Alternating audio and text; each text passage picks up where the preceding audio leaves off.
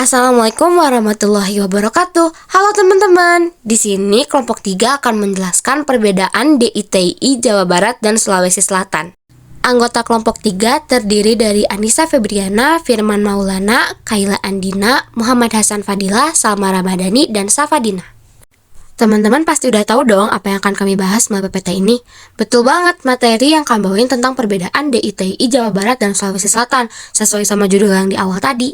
Tapi teman-teman kan gak semua tahu ya. Jadi simak penjelasan dari kami ya.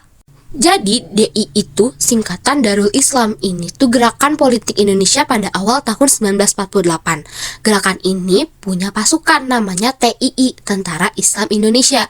Makanya selalu disebut DITI karena mereka berdua ini bersangkut paut. Tujuan awal pemberontakan ini terjadi karena adanya keinginan masyarakat Indonesia untuk mendirikan negara Islam Indonesia. Yang pertama ada tokoh DITI Jawa Barat. Nah, pemberontakan di Jawa Barat ini dipimpinnya oleh Sekar Maji Marijan Kartosuwiryo, teman-teman, atau yang bisa kita kenal juga sebagai Kartosuwiryo. Pada masa itu, Kartosuwiryo merupakan tokoh yang sangat-sangat disegani oleh masyarakat setempat karena dedikasi beliau sangat hebat. Lalu, selama kependudukan Jepang juga, Kartosuwiryo sempat menjadi anggota Masyumi. Apa sih Masyumi itu? Masyumi adalah organisasi Islam Indonesia yang dibentuk oleh Jepang pada masa pemerintahannya. Lalu, selama beliau hidup juga, beliau mempunyai cita-cita untuk mendirikan negara Islam Indonesia dan hal tersebut menyebabkan terjadinya peperangan ini. Yang kedua ada tokoh DITI dari Sulawesi Selatan. Nah, kalau dari Sulawesi Selatan dipimpinnya oleh Abdul Kahar Muzakar, teman-teman, atau yang bisa kita singkat juga sebagai Kahar Muzakar. Fun fact, nama kecil beliau adalah Ladomeng. Beliau lahir dan besar di Sulawesi Selatan. Lalu pada awal tahun 1950, ia sempat memimpin bekas gerilyawan Sulawesi Selatan dan Sulawesi Tenggara loh, teman-teman. Lalu akhirnya ia mendirikan Tentara Islam Indonesia di wilayah kelahirannya. Nah, penyebab terjadinya DITI di Jawa Barat. Yang pertama, dilatar belakangi oleh rasa tidak puas dari Kartosuwiryo terhadap kemerdekaan Republik Indonesia. Yang kedua, karena adanya penandatanganan Perjanjian Renville pada 1948 yang mengharuskan pengikut RI mengosongkan wilayah Jawa Barat dan pindah ke Jawa Tengah. Selanjutnya, penyebab DITI di Sulawesi Selatan. Yang pertama, akibat adanya perbedaan cara pandang pemerintah dengan Kahar Muzakar yang berkaitan dengan reorganisasi APRIS atau TNI. Yang kedua, adanya rasa kekecewaan karena banyak anggota KGSS yang tidak diterima menjadi Angkatan Perang Republik Indonesia Serikat atau yang kita sebut APRIS. Awal mula terjadinya gerakan DITI di Jawa Barat disebabkan penandatanganan Perjanjian Renville yang dilakukan pada 17 Januari 1948 yang pasukannya berjumlah 4.000 orang. SM Kartosuwiryo membangun Darul Islam DI untuk menolak hijrah ke Jawa Tengah yang tidak menganggap keberadaan RI lagi. Tujuannya yaitu melawan penjajah Belanda Indonesia. Setelah semakin kuat, pada 17 Agustus 1949, Kartosuwiryo menyatakan negara Islam secara resmi berdiri di Desa Cisayong di Jawa Barat, yang diantaranya adalah banyak tentara Islam Indonesia atau TII dan banyak rakyat yang menjadi korban. Usaha yang dilakukan untuk menumpas pemberontakan adalah dengan perang wilayah. Operasi penumpasan gerakan DITI adalah digencarkan pada 1 April 1962 dan operasi itu disebut dengan Operasi Baratayuda. Pada 4 Juni 1962, dengan menggunakan taktis pagar betis, pasukan Siliwangi berhasil menangkap Kartosuwiryo dan pengikutnya di Gunung Geber, Majalaya, Jawa Barat. Kartosuwiryo pernah meminta gerasi ke presiden, tapi gerasi tersebut ditolak. Lalu pada tanggal 16 Agustus 1962, ia divonis hukuman mati di hadapan regu tembak ABRI. Tujuan pemberontakan DITI di Jawa Barat diantaranya yaitu memendirikan negara berlandaskan syariat Islam berupa Al-Quran dan hadis di wilayah Indonesia, menolak Perjanjian Renville, mengatasi dominasi komunis dan sosialis. Kronologi DITI atau Darul Islam, Tentara Islam Indonesia di Sulawesi Selatan. Jadi pemberontakan DITI di Sulawesi Selatan dilakukan di bawah pimpinan Kahar Muzakar. Jadi Kahar Muzakar ini adalah pendiri Tentara Islam Indonesia di Sulawesi. Dengan latar belakang yang berbeda dengan pemberontakan DITI lainnya, pada 30 April 1950, Kahar Muzakar mengirimkan surat kepada pemerintah pusat yang berisi tentang permintaan pembubaran Kesatuan Gerilya Sulawesi Selatan atau yang disingkat dengan KGGS. Jadi pasukan gerilya Sulawesi Selatan ini ingin melakukan peleburan secara berkelompok menjadi satu dengan TNI.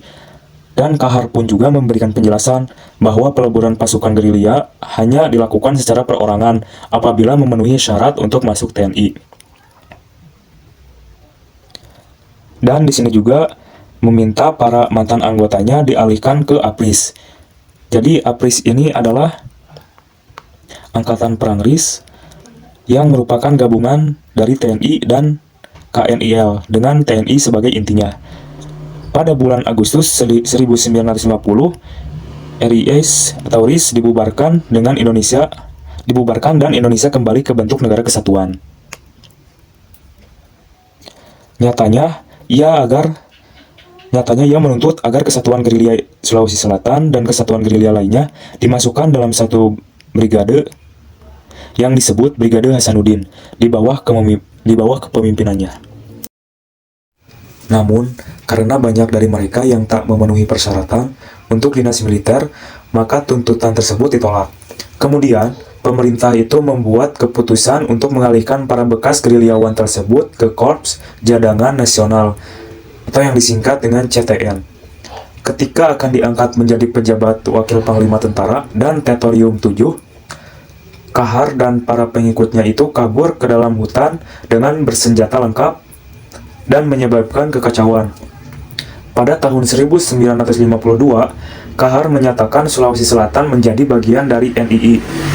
NII adalah Negara Islam Indonesia. Dibutuhkan waktu sekitar 14 tahun untuk melakukan pemberantasan pada pemberontakan yang dilakukan Kahar Muzakar. Jadi faktor penyebab lamanya penugasan ini adalah rasa kesukuan yang ditumbuhkan dan sudah berakar di hati pasukan Kahar Muzakar. Selain itu juga kelompoknya ini memahami betul sifat rakyat dan menggunakan wilayah yang sudah tidak asing lagi. Lalu pada 3 Februari 1965 dalam gencatan senjata dengan pasukan Indonesia, Kahar Muzakar ini tewas tertembak. Lalu ada dampak terjadinya DITI di Jawa Barat. Nah, DITI memiliki beberapa dampak loh. Salah satunya adalah menjalarnya pemberontakan ke daerah-daerah lainnya. Selain itu, pemberontakan ini juga menyebabkan benturan antara angkatan bersenjata NII yang bernama Darul Islam atau Tentara Islam Indonesia dengan TNI yaitu pasukan divisi Siliwangi. Dampak gerakan DITI terhadap kehidupan masyarakat di Sulawesi Selatan. Nah, tampak pada tahun 1951 sampai dengan 1961, pasukan DITI cukup intensif loh dalam melakukan aksi-aksinya, terutama di daerah Maros.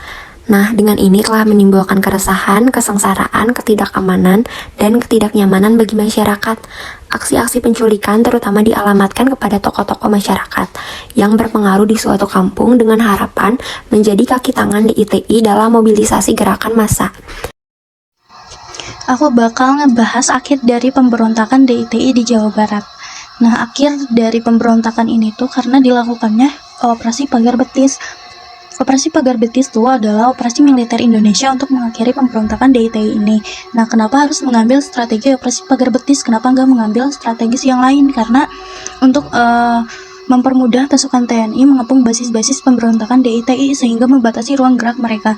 Adapun dari penerapan Nasution itu, Pagar Betis itu kayak strategis pasukan gabungan rakyat berantas tentara Islam untuk melakukan cara menghimpun keterangan dari para pemimpin yang telah tertangkap. Nah, pada akhirnya tanggal 4 Juni 1962, Kartosuwiryo itu berhasil ditangkap di Gunung Geber, yang lebih tepatnya berlokasi di desa Sukarame, yaitu di Jawa Barat. Tertangkapnya Kartosuwiryo ini kayak mengakhiri pemberontakan DITI di Jawa Barat ini. Nah, salah satu tujuan dibentuknya Operasi Pagar Betis tuh karena untuk mempersempit ruang gerak pemberontakan ini sehingga mempermudah para TNI atau para pasukan gabungan rakyat untuk menangkap para tokoh tersebut. Selanjutnya, akhir dari pemberontakan DITI Sulawesi Selatan. Setelah sekian lama pemerintah mencari-cari keberadaan Kahar Muzakar dan tidak ditemukan, akhirnya pemerintah pun turun tangan untuk melaksanakan operasi militer yang menyeluruh untuk menghadapi taktik gerilya Kahar Muzakar, yaitu dengan cara sembunyi-sembunyi, dan berakhir pada 3 Februari 1965. Akhirnya, Kahar Muzakar mati ditembak di persembunyiannya tepat pada Hari Raya Idul Fitri 1386 Hijriah. Dan akhir dari pemberontakan ini tuh Kahar Muzakar meninggal dunia di tempat.